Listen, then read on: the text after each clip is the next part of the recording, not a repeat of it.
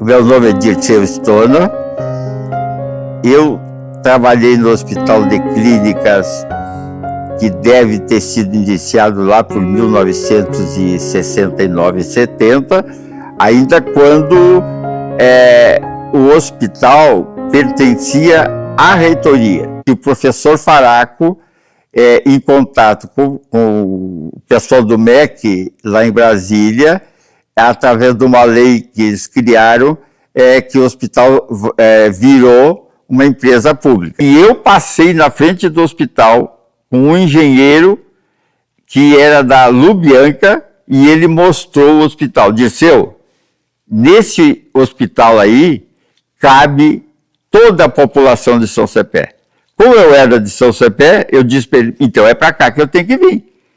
E aí surgiu a oportunidade de eu vir trabalhar na secretaria, onde tinha, de novo, que tinha o Dr. Rubens Maciel, e quem mandava era a Marisa, que era uma secretária, tipo assim, chefe de gabinete, e junto veio o Miguel, né, para iniciar a parte do patrimônio, do controle patrimonial do hospital. Ele colocava essas plaquinhas dos móveis, fazia o controle todo que tinha. Então, o Miguel deve ser, inclusive, o cartão menor que o meu, porque eu, como vim da Lubianca, né, o meu cartão ficou aquele 102, mas o Miguel não. O Miguel, ele sabia tudo do hospital, né, porque ele era filho do seu Oliva, e que trabalhava na tesouraria da universidade, que depois também veio para cá, né. Então, nós trabalhávamos juntos, frente de frente com ele, com o Miguel. E ele foi casado com a Denise, que foi esposa dele, e que ela era coordenadora de um curso que o hospital criou para as pessoas, que era um tipo de curso supletivo. Quer dizer, então eles tinham aula e depois faziam os exames e passavam e começavam a entrar na parte secundária do ensino. Então, era num andar desse aí. Deve ser 5º andar, porque no 4º andar já estava funcionando a parte. Mas ia subindo, porque tudo era vazio. Né? Tudo era vazio. Tanto que aqui, embaixo, que hoje tem essa arquitetura, era um grande salão, e que contrataram uma empresa para reforçar essas colunas para fazer essa parte toda que tinha ali em cima na época. O Dr. Jó, ele era de uma parte aí do vestibular. Eu sei que essa parte dos vestibulares eram feitas aqui no hospital, feito pelo Dr. Jó, que tinha. Porque daí, logo em seguida também, tinha aquele... Não, nem existe mais, porque o Centro de Processamento de Dados da universidade era aqui onde hoje eu acho que é a sede da Beclin, por ali, que tinha, né? Então, aí foi feito aqui, o pessoal trabalhava, fazia as inscrições para vestibular, tudo aqui. E a Beatriz, ela era médica, eu não sei se o senhor chegou a conhecer, ela era filha do doutor Leão. O Leão era um engenheiro, foi o que montou o processamento de dados da universidade. E ela, naquela época, ela já tinha uma rede de internet que não existia, em que ela já se comunicava. Então, essa parte científica desse tipo de coisa também inicia aqui dentro do hospital. Como eu digo que eu trabalhei em todos os lugares, eu entrei trabalhando na secretaria onde tinha a Marisa, porque a Marisa, ela era funcionária da reitoria, né? E os outros eram através dessa empresa CEBEM.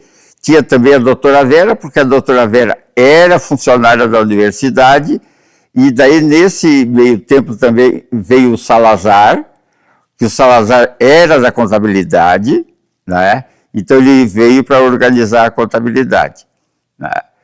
Dentro desse meio tempo também, depois teve o Dr. Malvê, que ele entrou como vice-presidente médico do Dr. Milton, né?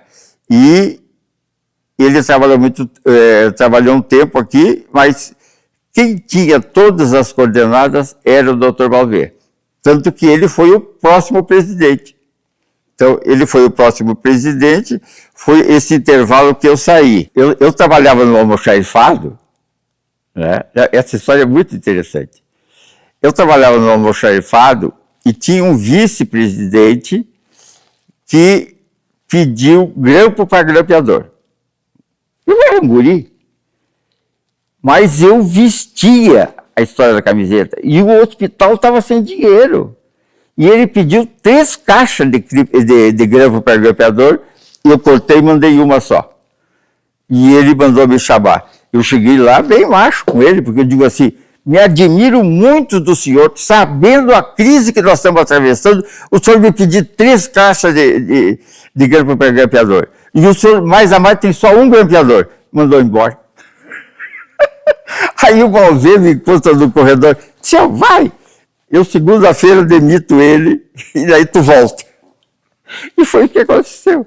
Porque daí o hospital recebeu uma verba, eu acho que era coisa de 100 milhões, que era do Fundo FAS. Foi feito um projeto do que seria feito com essa verba, que seria terminar ambulatório, comprar roupa para a parte da internação, essa história toda. E aí eu entrei trabalhando nessa comissão que era junto à presidência, que tinha a doutora Vera, onde trabalhava os projetos. Então, por exemplo, essas camas, todas essas mesas, tudo eles faziam o projeto aqui no hospital e a gente levava para uma fábrica que tinha em Caxias, saía menos da metade. Então, porque nós tínhamos que fazer render esses 100 milhões que foi dado pela Caixa Econômica Federal. Então, a gente fazia de tudo. E o motorista que tinha o hospital era o João Ventura, né? E que tinha uma caminhonete da F1000, coisa assim parecida, e que daí a doutora Vera e o doutor Balestrin me mandaram para Blumenau para eu comprar tecido. Então daí me instalei lá e foi quando comprei lençol, todas essas coisas, com dinheiro nós pagávamos antecipado, porque daí era a maneira de fazer esses 100 milhões render bastante. Tá? E dentro desse meio tempo, como eu estava lá, e o vice-presidente nessa época era o Coronel Leonel, porque era uma época em que todas essas instituições tinham que ter militar. Então, o Coronel Leonel era do Exército e ele entrou no hospital como vice-presidente. Aí o Balestrin ficou de assessor do Milton Dias, não é? E o doutor Balver, na época, era então o vice-presidente médico. Né? E aí o que acontece? Tinha também um engenheiro, Saul Kirschenbauer, que estava implantando a parte de processamento de dados no hospital. Naquela época, tudo era por cartão, tinha que ser perfurado o cartão. Aí o hospital foi crescendo e todos esses estoques daí vinha, começou o material de expediente, então também, vamos dizer, foi ficando nesse almoxarifado que tinha, o almoxarifado 2, que ficava, hoje nem sei, mas era perto da radiologia naquela época. Então os filmes de radiologia, tudo naquela época tinha filme. O primeiro serviço que iniciou no hospital de clínica foi a dermatologia. No ambulatório, que era o Dr. Comes Mins, eles atendiam, quando entram no ambulatório, vamos dizer que fosse o primeiro andar ou o segundo andar, era um atendimento, eu acho que da Faculdade de Medicina, não era do hospital, que não tinha nada disso, mas a primeira entrada de pacientes se deu pro ambulatório, para os consultórios, da dermatologia. Eu tinha o tipo de uma comissão que é quem dirigia o hospital, que era o doutor Rubens Maciel, né, que ele era muito conceituado na época, né, tinha acho que era o doutor, que era engenheiro, acho que assim, eu acho que era o Milton Dias que estava com eles, né, e um outro que no momento não me lembro do nome. Então, e o Franciscone também. Ah, isso. E o doutor Franciscone, que ele veio do Ernesto Dornelles. Roberto Franciscone. Clóvis Roberto Franciscone. E aí, quando eu volto, que eu vou trabalhar dentro dessa comissão em que eu fui viajar, e foi a ocasião em que foi derrubado aquele pórtico que tinha ali na frente. Foi uma coisa que todo mundo ficou sentindo, na verdade, de tirar o pórtico. Porque as coisas eram diferentes. Por exemplo, eu lembro de que essa área toda das árvores, quem plantou, ou entre as mandou plantar essas árvores, foi o Balestrin. Porque ele gostava muito desse coisa. Então, eu até hoje me pergunto, como é que foram tirar aquele pórtico? Porque eram todas pessoas que gostavam. Então, veja, o Balestrin foi buscar muda não sei aonde, a doutora Vera, que tinha uma influência grande dentro desse tipo de coisa, foi uma decisão deles, da diretoria, e que aconteceu. Como eu estava nessa comissão e era o coronel Leonel, o vice-presidente administrativo, aconteceu um problema com uma pessoa que estava gerenciando o ambulatório, e o coronel me chamou: Dirceu, segunda-feira tu assume a gerência do ambulatório, porque nós precisamos colocar alguém lá, e é por um pouco tempo. Aí fiquei mais de 7 anos lá. Eu trabalhei mais de 17 anos no hospital. Né? Então eu fui, e aí eu fiquei, ia criando. Tanto é que a gente criou essa emergência, que eu digo a gente porque era o doutor Paiva, que era pediatra, o senhor lembra? Né? O doutor José Baldi, né, que trabalhava aqui e trabalhava lá no Conceição, e a Sandra Mendes, que era enfermeira, em que a gente planejou como é que funcionaria a emergência. Quando se criou um primeiro atendimento, isso me lembro muito bem com o Baldi, que eu dizia o seguinte: não pode o pessoal desprezar uma queixa do paciente. Agora, tem que ter alguém que avalia. E aí foi criado que o pessoal da enfermagem faria o primeiro atendimento e triava. Então, não era mais por chegada. Né? E isso aí com o Baldi, não, vamos fazer um negócio, não é mais por chegada. É pelo tipo da gravidade. E foi feito o protocolo de atendimento e foi como que começou a funcionar as emergências, que antes era na Zona 10, que era lá no final. Daí, nesse meio tempo, também fiquei com a parte de admissão, marcação de consulta. Quando começa o ambulatório, ele foi feito numa maneira de classificação social. Eles recebiam uma carteirinha, né, onde que dava se ele era A, B ou C. Então, C pagava R$10 correspondente à outra, a outra categoria do meio era 15 e a outra da pessoa com mais condições seria 20. Então, tinha uma classificação em cima de salário. Então, quanto ganha, tanto. Né? E que também, daí quando começamos a fazer essa classificação, eu dizia que não era justo por salário. Né? Então, nós tínhamos que criar uma outra forma de fazer. E que aí a gente fazia um tipo de uma entrevista socioeconômica do paciente, para ver quantos moravam, quantos banheiros tinha, se tinha televisão. E isso aí é que dava essa classificação que eles tinham da coisa. E aquela carteirinha era o número do prontuário. Né? Ainda dessa época, escolhia a especialidade. Né? Tanto que a maioria da fila vinha ali para consultar com o Dr. Zago. Todo mundo queria consultar com o Dr. Zago, que era cardiologia. Né?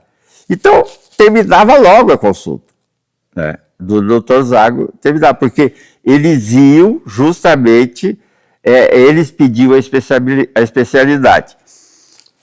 Todo mundo se acha doente do coração e então queria consultar o Dr. Zago. Depois começou a medicina interna, onde tinha, que aí que o Carlos Francisconi, ele era o supervisor, ficava na zona 16, que atendia os residentes, né? E foram surgindo as especialidades clínicas e cirúrgicas. Então, daí chegou um determinado momento em que se estabeleceu que primeiro deveria passar pela medicina interna, para ter qual o direcionamento. Uma das coisas de que eu sempre achei muito interessante dentro dessa minha vida de ambulatório foi com o Jorge Pinto Ribeiro, que ele, na Zona 12, ele criou que era para os alunos da Faculdade de Medicina. Então, quem já estava no 5º, 6º ano, atendia ali na Zona 12, né? E que, para não misturar com a medicina interna, era chamado clínica médica. Como é que funcionava? O paciente ficava com o doutorando, vamos dizer. Então, eu vou lá consultar. Se eu tinha um problema de que esse médico, que ainda não estava formado, que era doutorando, orientado pelo Jorge, pelo Calixto, pelo Flávio, ele chamava, em vez de ele mandar o paciente para a especialidade, ele chamava o R3 da especialidade. Aí, dentro desse movimento todo, inicia o sistema de internação, né? Houve uma transferência, inclusive, dos médicos que atendiam na enfermaria 28 da Santa Casa, né? E que veio... 29, que era do professor Faraco, né? Onde que o doutor Albuquerque, inclusive, também veio junto. Tinha o doutor Isaac, né? Isaac Levi, né? E eles vieram justamente montar e que inicia a internação do 4º andar. Um presidente que eu tive mais contato foi com o doutor Albuquerque. Porque, como eu tinha uma relação próxima também do doutor Carlos Francisconi, e eles eram do grupo do professor Ferraz, que estava em campanha para ser reitor, né? E aí, um dos assessores dele veio falar comigo, porque o que acontecia? Todo o pessoal da universidade consultava no Hospital de Clínica. Então, o contato que eles faziam, por coincidência, era comigo, porque eu tentava conseguir consulta na ortopedia ou onde quer que fosse, para a entrada deles.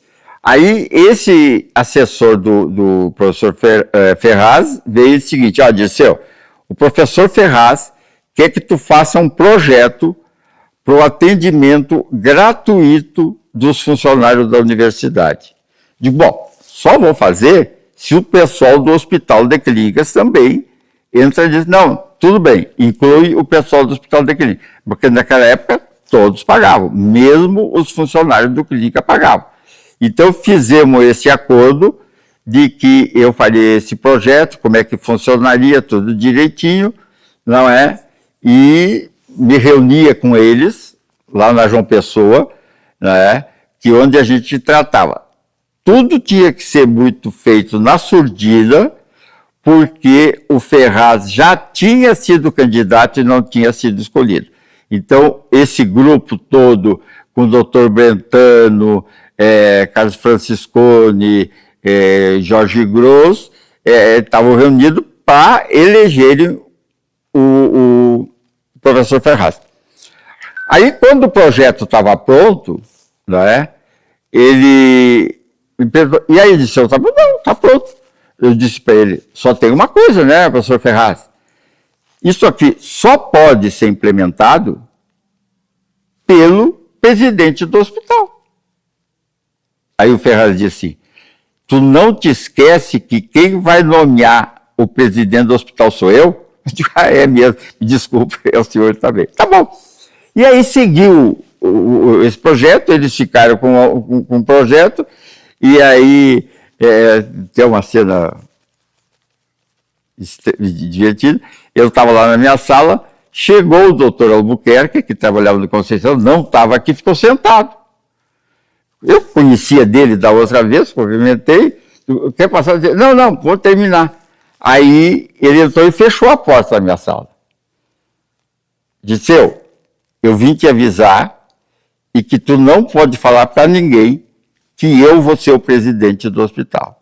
E aí o Ferraz pediu para nós implementar essa parte do atendimento dos funcionários da universidade e dos funcionários do hospital, né? Eu digo, tem outra coisa, né, doutor Albuquerque? Dentro desse projeto que eu fiz, foi incluído a odontologia. Não, eu já sei que foi incluído e nós vamos, então, quando assumir, vamos já contratar os dentistas para trabalhar aí. Porque o Franciscone assumiu, no lugar do Dr. Berg e do Dr. Coutinho, a chefia do ambulatório. Porque a chefia do ambulatório sempre era muito controvertido, porque era o número de consultas que tinha que ser feito, então tinha que ter, mais ou menos, o chefe dali tinha uma posição tipo de coordenador. Então, quando o doutor Albuquerque reunia todos esses, e que, inclusive, o doutor Franciscone fazia parte desse grupo, dentro de uma posição de coordenador, onde traçavam as políticas do Hospital de Clínicas. E a partir daí eu tive muita relação com o doutor Albuquerque, porque ele se preocupava muito com o negócio de marcação de consultas, aquelas filas enormes que tinha, né? E aí foi quando foi iniciado o sistema de marcação de consulta por telefone, né? E também lembro até hoje da minha conversa com ele, digo, olha, o presidente é o senhor. Eu sou contra a marcação de consulta por telefone, mas vou fazer o projeto, porque eu acho que deveria se criar um terceiro turno. Nós tínhamos que atender a população. Não adianta se criar coisa para não ter, pra jogar a sujeira para baixo do tapete, que era porque não vinha mais ninguém aqui. Eu, não, tu tá certo, mas eu não quero mais saber aquelas filas lá na frente. E foi o que eu fiz, e foi praticamente quando eu terminei de trabalhar no hospital.